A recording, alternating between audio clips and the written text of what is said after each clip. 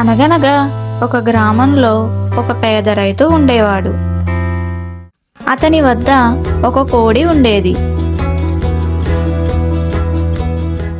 ఆ కోడి ప్రతిరోజు ఒక బంగారు గుడ్డు పెట్టేది. రైతు చాలా సంతోషంగా ఉండేవాడు. రోజు ఆ బంగారు గుడ్డును అమ్మి తన కుటుంబాన్ని పోషించేవాడు. అలా కొన్ని రోజులు గడిచిన తర్వాత రైతు మనసులో అత్యాశ పుట్టింది. ఈ కోడి రోజు ఒక బంగారు గుడ్డు పెడుతుంది అంటే దాని లోపల చాలా బంగారం ఉండి ఉంటుందేమో అని అనుకున్నాడు. ఆలోచించకుండా తొందరపాటులో ఆ కోడిని చంపేశాడు. కానీ లోపల చూసేసరికి అది సాధారణ కోడిలాగే ఉంది. దాని లోపల ఎలాంటి బంగారం లేదు. అప్పుడు రైతుకు తన తప్పు అర్థమైంది.